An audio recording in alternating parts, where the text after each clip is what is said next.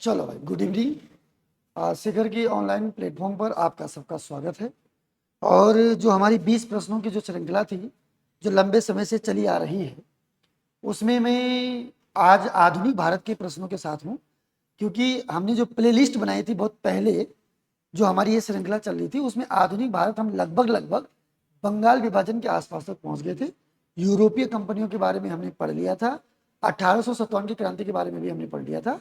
और हम 1885 में लगभग कांग्रेस को भी कंप्लीट कर चुके थे।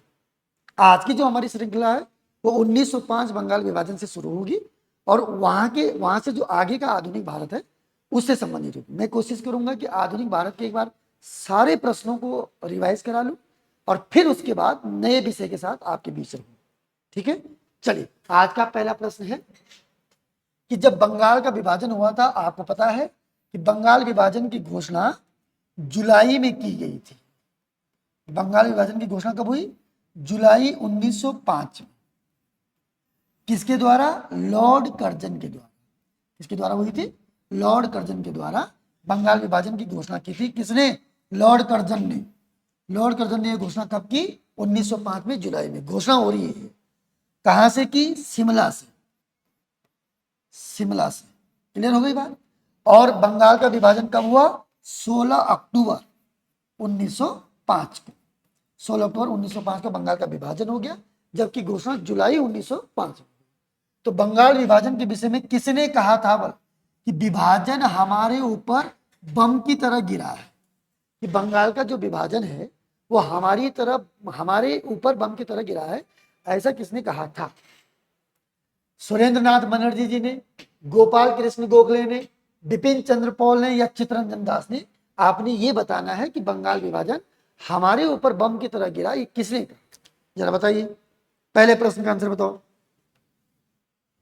जल्दी बताओ। इस पहले प्रश्न का आंसर है, कई बार एग्जाम में पूछ भी गया है ये प्रश्न, सुरेंद्र नाथ बनर्जी। इसका आंसर क्या हो जाएगा? सुरेंद्र नाथ बनर्जी इसके पहले प्रश्न का आंसर हो जाएगा। चलो अगला प्रश्न देखो जरा। अगला प्रश्न है, आपने ये बताना है कि निम्नलिखित में से सबसे बाद में क्या हो? सबसे बाद में कौन सी चीजें हुई? हड़प नीति, बंगाल विभाजन, सहायक संधि और स्थायी बंदोबस्त। आपने बताना है कि सबसे बाद में क्या हो, जरा बताइए।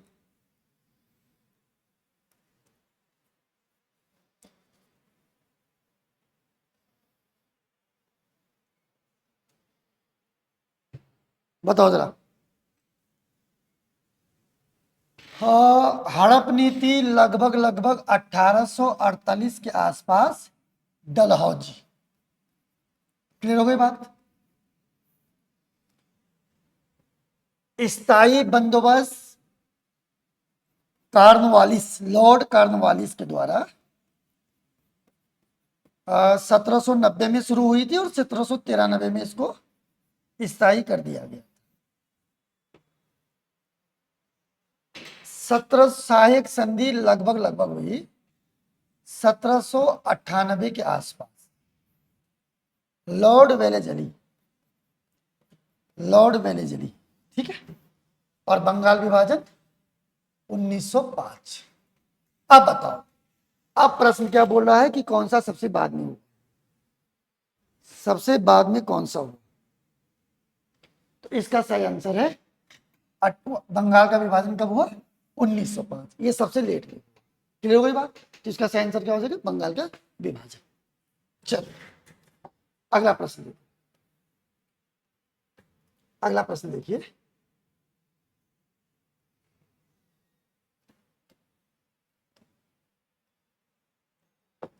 अगला प्रश्न है, भारत में स्वदेशी आंदोलन, बंगाल विभाजन के विरोध में 1905 में स्वदेशी आंदोलन हुआ, ठीक है, के दौरान लिखा गया अमर सोनार बांग्ला ने बांग्लादेश को उसके स्वतंत्रता संग्राम को प्रोत्साहित किया और उसे बांग्लादेश के राष्ट्रीय गान के रूप में अपनाया।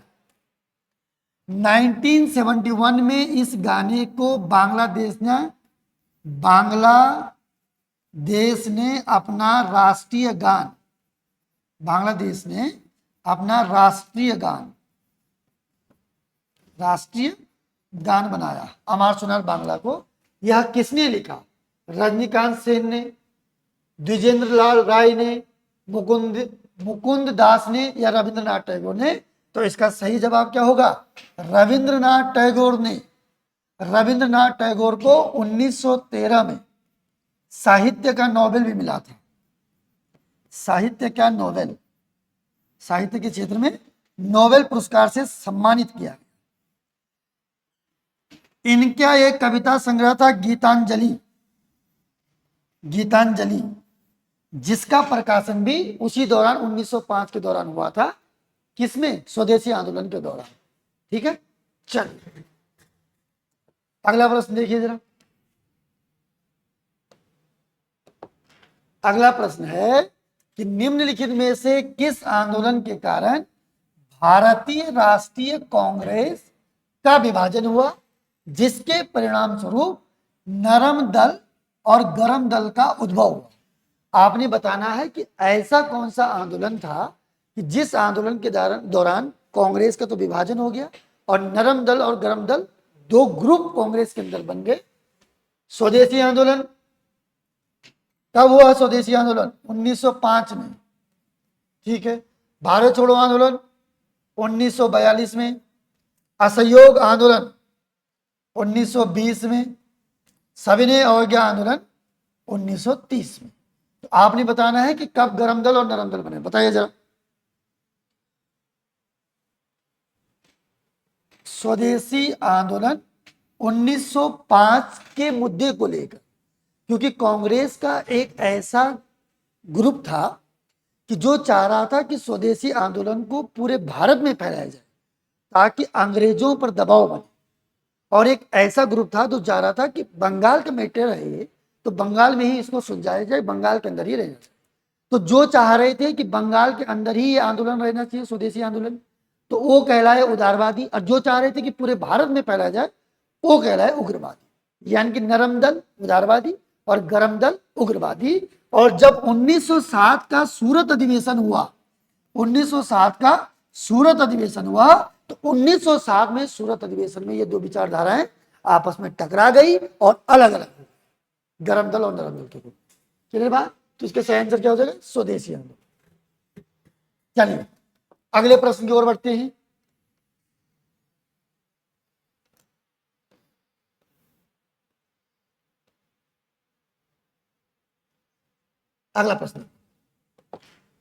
अगला प्रश्न कह रहा है कि निम्नलिखित में से किसने एक क्रांतिकारी संगठन अभिनव भारत को संगठित किया था? जतेंद्र नाथ मुखर्जी ने, मदनलाल धिंगरा ने, विनायक दामोदर सावरकर, वी डी सावरकर है इनका नाम, या आंसर क्या हो जाएगा? लाला हरदयाल। बताइए जरा, अभिनव भारत।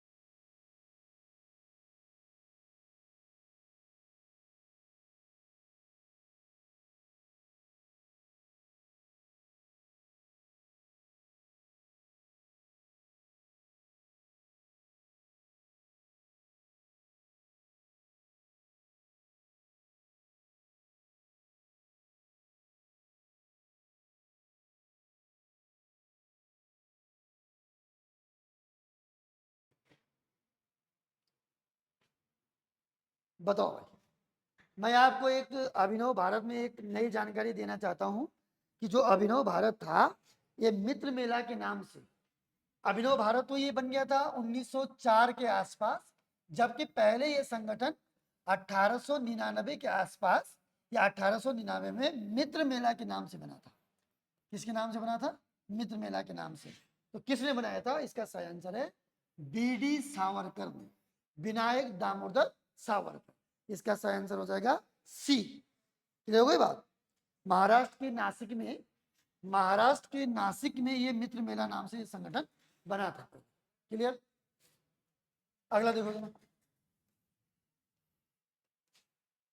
अगला प्रश्न देखो जरा।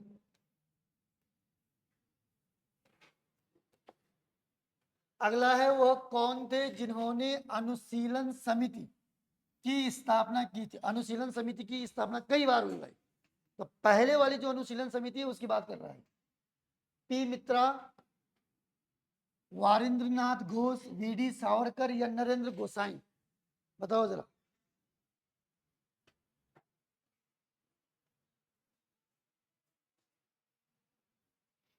सबसे पहले अनुशीलन समिति का गठन हुआ था 1902 में, पी मित्रा के द्वारा। ठीक है। अनुशीलन समिति 1905 में भी बनी थी, 1907 में भी बनी थी, 1904 में भी बनी थी, अलग अलग जगहों पे बनी थी, लेकिन 1902 में सबसे पहले बनी थी, पी मित्रा के नेतृत्व में। चलो अगला प्रश्न देखो जरा।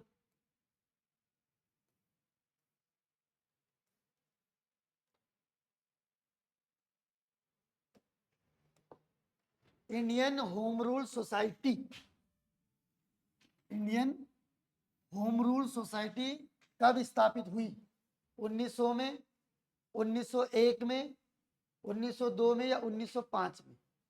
इंडियन होम रूल सोसाइटी, जल्दी बताओ।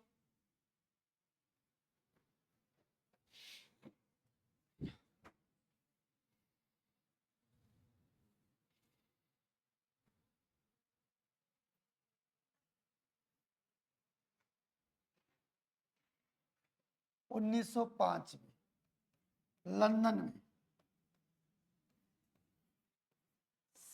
श्यामाजी कृष्ण राव, क्लियर हो गई बात, इनके द्वारा 1905 में इंडियन होम रूल सोसाइटी की स्थापना की गई लंदन में।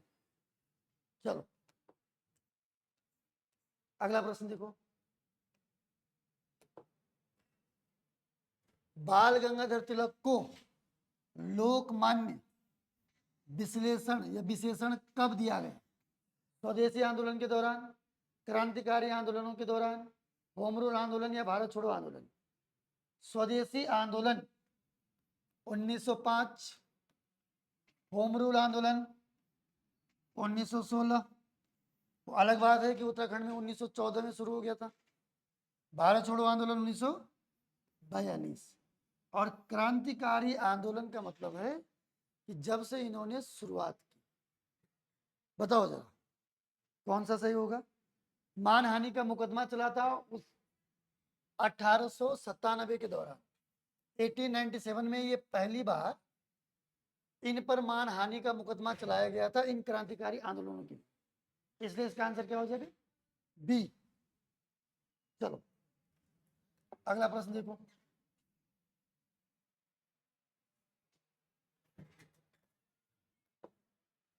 क्रांतिकारी होर्डिंग बम कांड, होर्डिंग बम कांड 1912, जब राजधानी कलकत्ता से दिल्ली आ रही थी तो होर्डिंग का काफिला दिल्ली के चांदनी चौक से गुजर रहा था। तो उस समय रास बिहारी बोस के कहने पर कुछ लोगों ने होर्डिंग के काफिले पे क्या कर दिया? बमबारी कर दी, जिसमें होर्डिंग बच गया था। आपने उसका नाम बताना है, क्योंकि रास बिहारी बोस तो ऑप्शन में है नहीं। अच्छा, दो और लोग थे, अनंत कुमार विश्वास और मनंत कुमार विश्वास, इनका नाम भी नहीं है। आपने बताना है कि मास्टर अमीर चंद था, भगवती चंद बोरा था, और बिहारी था कि भाई बाल मुकुंद था, इनमें से भी था कोई? जरा बताओ।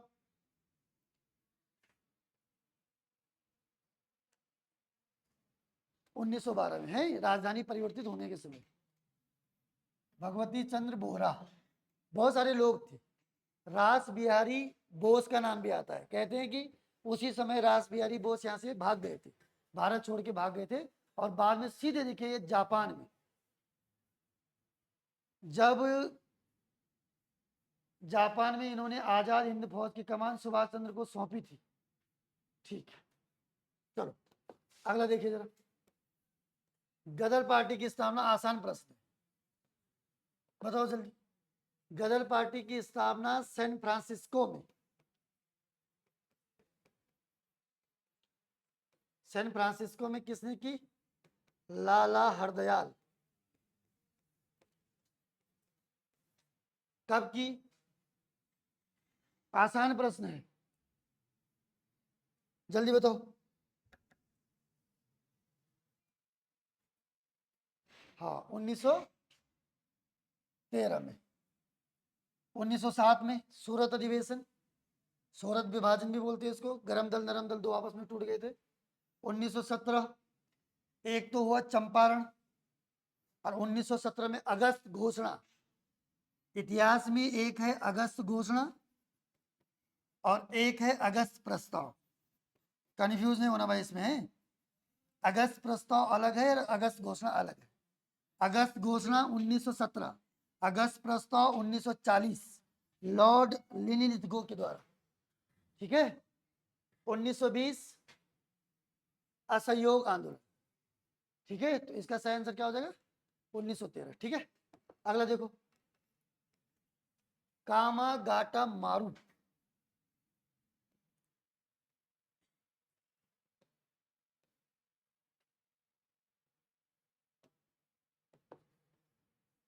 कामागाटा मारू एक राजनीतिक दल जो ताइवान आधारित था।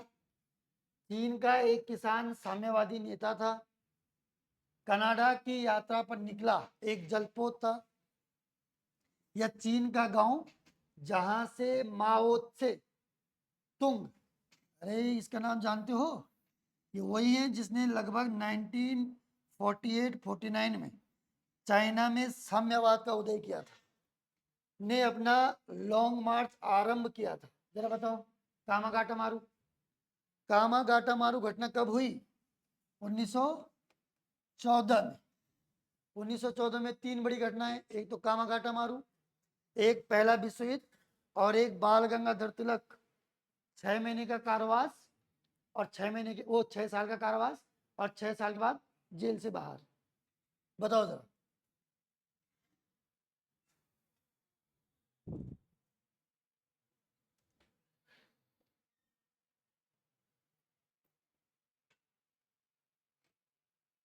जल्दी बताओ।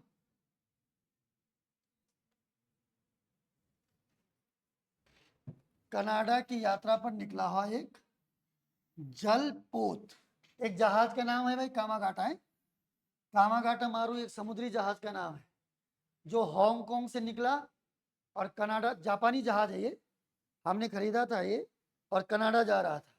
और कनाडा सरकार ने हमसे वादा किया था कि चूंकि पहला विश्व युद्ध चल रहा था कि भारत के जो शरणार्थी आएंगे उनको हम शरण देंगे, और लगभग 376 लोग इसमें सवार थे भारत के। और हांगकांग से चलना शुरू हुआ। जैसे ये कनाडा पहुंचा, वैसे ही कनाडा सरकार अपनी बातों को लेकर मुकर गई। 1 महीने की यात्रा के बाद बड़ी मुश्किल से पहुंचा था, फिर वापस आया। जब वापस आया तो इन लोगों पर अंग्रेजी सरकार ने या ब्रिटिश सरकार ने देशद्रोही, या ये कह लीजिए कि ये लोग साजिश करके आए हैं, फिर इनको भारत के अंदर नहीं घुसने दिया, और फिर इसमें झड़प हुई और कई लोग मारे गए। लगभग कहते हैं कि इस जहाज में 376 या 400 के आसपास लोग जा रहे थे। चलिए, अगला प्रश्न देखो।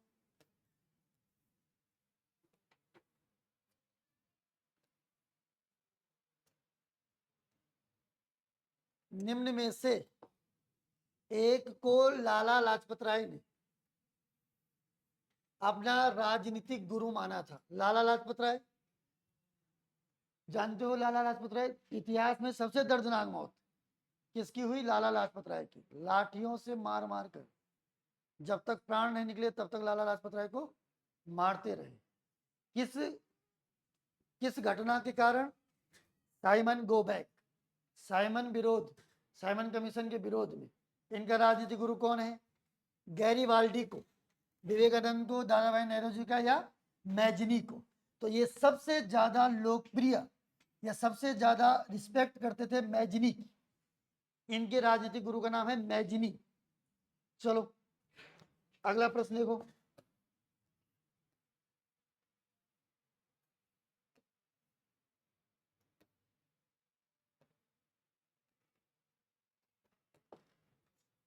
निम्नलिखित में से किस महिला ने भारत तिरंगा सबसे पहले फहराया था? आसान प्रश्न, कई बार एग्जाम में।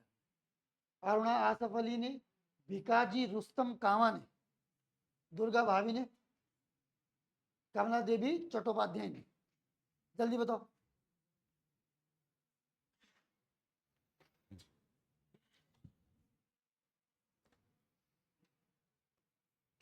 भीकाजी रुस्तम कामा। चलो अगला प्रश्न देखो। कौन भारतीय क्रांति की मां है? यही है भारतीय क्रांति की मां भी। कौन? भीकाजी रुस्तम कामा। अगला प्रश्न देखो। दिसंबर 1916 में, दिसंबर 1916 में इंडियन नेशनल कांग्रेस तथा इंडियन मुस्लिम लीग ने एक ही समय में अपने अधिवेशन आयोजित किए। 1916 का अधिवेशन समझौते का अधिवेशन, समझौते का अधिवेशन। इस अधिवेशन में पहली बार गरम दल और नरम दल एक मंच पर इकट्ठे हुए और मुस्लिम लीग के बीच भी समझौता हो गया। तो वो जगह कौन सी थी? अलीगढ़ में, इलाहाबाद में, लखनऊ में या लाहौर में? लखनऊ अधिवेशन 1916। अध्यक्षता अंबिका चरण मजूमदार।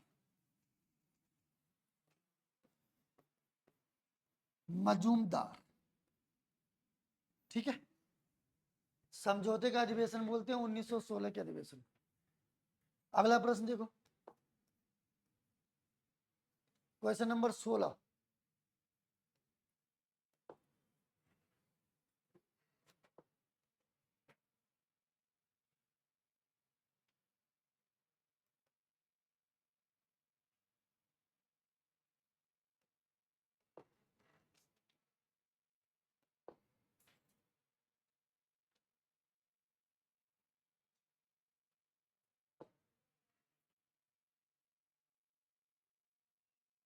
अगला प्रश्न देखो, निम्न में से कौन वर्ष 1916 में लखनऊ के कांग्रेस अधिवेशन के विषय में असत्य है? अंबिका चरण मजूमदार ने इसकी अध्यक्षता नहीं की, यही असत्य है। नहीं नहीं की थी। क्लियर हो गई बात? इस अधिवेशन में उदारवादियों और उग्रवादियों के बीच पुनः मेल स्थापित हुआ, बिल्कुल सही है। महात्मा गांधी को पहली बार चंपारण के किसानों की समस्या को अवगत कराने का मौका दिया गया यहाँ पे, ये भी सही है। उपयुक्त में से कोई नहीं। इसका सही आंसर क्या हो जाएगा? अंबिका चरण मजूमदार ने ही इसकी अध्यक्षता की है। चलो अगला प्रश्न देखो जरा, क्वेश्चन नंबर 17। प्रश्न नंबर 17,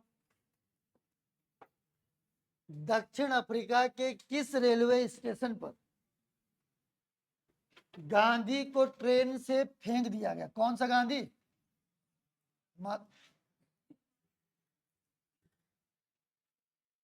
कौन सा गांधी? महात्मा गांधी को ट्रेन से फेंका गया था। जॉन्सबर्ग में पीटर मॉरिसबर्ग या मेरिट्सबर्ग लिखा हुआ है। प्रिटोरिया या डरबन? डरबन और प्रिटोरिया, डरबन से प्रिटोरिया जा रहे थे गांधी जी, और उस समय रंग भेद के कारण गोरे और कालों को, ये समझ लीजिए अश्वेत को गोरों के साथ ट्रेन पर यात्रा करने का अधिकार नहीं था। दोनों लोग एक साथ यात्रा नहीं कर सकते थे, क्योंकि वहां पे अश्वेत के कारण ये आंदोलन फैला हुआ था। ये चीज वहां पे चल रही थी। लगभग 1893-94 के आसपास की घटना है। पिट्स मॉरिसबर्ग, डरबन से प्रिटोरिया जाते समय पिट्स मॉरिसबर्ग रेलवे स्टेशन बीच में पड़ता है। वहां पर गोरों ने गांधी जी को फर्स्ट क्लास के डब्बे से बाहर फेंक दिया था, और इसी को चलते हुए गांधी जी ने अपना पहला सत्याग्रह जीवन का 1906 में रजिस्ट्रेशन एक्ट के खिलाफ साउथ अफ्रीका में किया था। अगर गांधी जी का पहला सत्याग्रह पूछा जाएगा तो 1906, और भारत में पूछा जाएगा तो 1917 चंपारण में। ये जीवन का पहला है। जीवन भी ना लिखेंगे वो, अगर पहला लिखेंगे तो 1900 चाहिए, लेकिन अगर वो भारत को मेंशन कर देंगे तो 1917 है। चलो क्वेश्चन नंबर 18, दादा भाई नेहरू जी के विषय में निम्नलिखित में से कौन सा एक कथन असत्य है? वह पहले भारतीय थे जो एल्फिंस्टन कॉलेज बंबई में गणित एवं भौतिकी के, मैथ्स एवं फिजिक्स के प्रोफेसर नियुक्त हुए थे। अगला ऑप्शन 1892 ईस्वी में इन्हें ब्रिटिश पार्लियामेंट का एक सदस्य निर्वाचित किया गया था, हाउस ऑफ कॉमन का। चलो, हाउस ऑफ कॉमन के सदस्य नियुक्त हुए थे भाई, ठीक है। इन्होंने एक गुजराती पत्रिका राष्ट्र गुप्तार का आरंभ किया था। इन्होंने 4 बार भारतीय राष्ट्रीय कांग्रेस की अध्यक्षता की थी। बताओ जरा।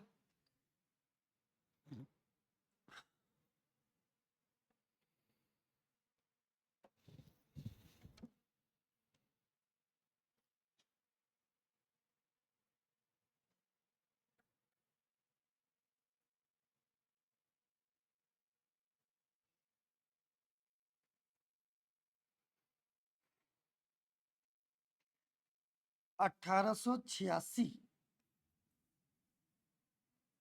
1893 और 1906, ये 3 बार ये अध्यक्ष चुने गए। कलकत्ता अधिवेशन,